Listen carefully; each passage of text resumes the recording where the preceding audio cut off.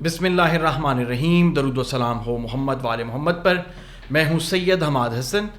آج کے دن کا آغاز ایک حدیث سے ہم کریں گے، حدیث جو ہم نے بچپن میں پڑھی تھی اور مجھے بہت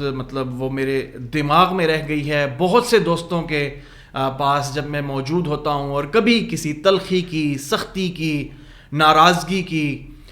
یا غصے کی بات ہو تو میں انہیں سمجھاتا بھی ہوں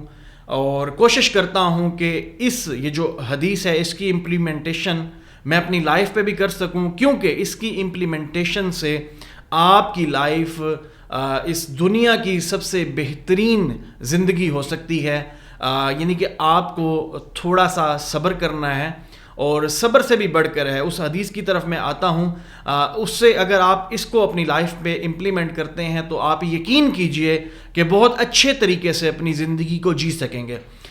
حدیث ہے، میں اس کا اردو ترجمہ آپ کو سناتا ہوں کہ تم میں سے سب سے بہتر وہ شخص ہے جس کے اخلاق اچھے ہوں۔ یہ حضرت محمد مصطفیٰ صلی اللہ علیہ وآلہ وسلم نے یہ ارشاد پاک فرمایا، اور یقینی طور پہ ان کا ایک ایک لفظ جو انہوں نے بولا وہ یقینی طور پہ وہ اللہ کا ایک پیغام ہماری طرف آیا ہے۔ اور اگر ہم اس کو امپلیمنٹ کر لیں، یعنی کہ ہم پہ کبھی کسی قسم کی کوئی مشکل آ جاتی ہے، کبھی کسی قسم کی کوئی سختی آ جاتی ہے، پریشانی آ جاتی ہے، کوئی ہمارے ساتھ زیادتی کر لیتا ہے، تو اس کے نتیجے میں بھی جب ہم بات کرتے ہیں تو یقینی طور پہ ہمیں اخلاق کے دائرے کو، اس کے دامن کو نہیں چھوڑنا چاہیے، ہمیں تھوڑا سا صبر و تحمل سے کام لینا چاہیے۔ آپ یقین کیجئے یہ جو اخلاق اچھے والی بات ہے، اگر آپ دشمن کے ساتھ بھی پیش آئیں گے تو وہ دشمن بھی آپ کا دوست بن جائے گا۔ میں ایک بالکل چھوٹا سا آپ کو وہ کرتا ہوں کہ اسلام جو ہے نا وہ کبھی بھی تلوار کے زور پر نہیں پھیلا۔ اسلام نے، جو نبی پاک نے، ہمارے جو پیارے نبی جن کا یہ مہینہ بھی چل رہا ہے ولادت کا، باسعادت کا، تو انہوں نے اپنے اخلاق کے ذریعے اس دین کو، اس اسلام کو تمام امت تک پہنچایا ہے۔ اس میں سب سے جو بڑی مثال ہے کہ وہ بڑھیا جو نبی کریم صلی اللہ علیہ وآلہ وسلم پہ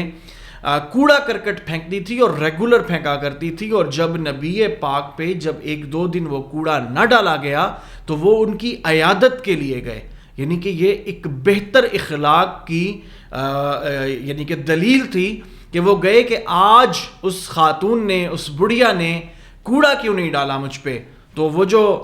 ہم جنہیں بولتے ہیں کہ دو جہانوں کے سردار ہیں، ہم جن کی امت ہیں اور جن کے وسیلے پر، یا ہم یہ جو سمجھتے ہیں کہ جن کی وجہ سے ہم امت کو بخشا جائے گا، تو ہم ان کی صرف اگر یہ اس حدیث کو دیکھتے ہوئے اخلاق سے پیش آئیں تو آپ یقین کیجئے کہ اس بڑھیا کی طرح بہت سے، وہ تو اس نے تو اسلام قبول کیا تھا، اسی طریقے سے آپ پہ جو بہت ساری مشکلات آتی ہیں، آپ پہ تکالیف آتی ہیں، پریشانیاں آتی ہیں آپ کے بہتر اخلاق کی وجہ سے، آپ یقین کیجئے آپ کی دنیا، یعنی کہ یہی دنیا، آپ کی یہ جو زندگی اس دنیا میں، یعنی کہ یہ جو فانی دنیا ہے، اس میں بھی بالکل جنت کی مانند ہو سکتی ہے۔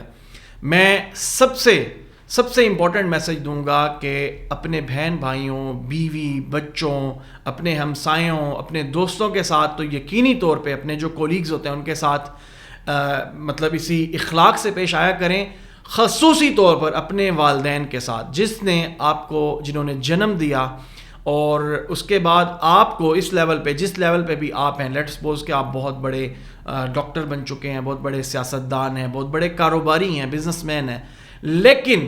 آپ کی وہ جو سختی یا آپ کی سخت باتیں آپ کی فیملی کو، آپ کے والدین کو پریشان کر سکتی ہیں، کیونکہ وہ آپ کو ہمیشہ وہ انگلی پکڑ کر چلانا سکھاتے ہیں۔ ان سے اخلاق سے بات کریں گے، وہ پیسوں کے بھوکے نہیں ہوتے، وہ آپ کی اس محبت کے، اس اخلاق کے بھوکے ہوتے ہیں جو انہوں نے بچپن میں آپ کو اپنے پیٹ کاٹ کاٹ کر پڑھایا، لکھایا یا کسی بھی لیول پہ پہنچایا۔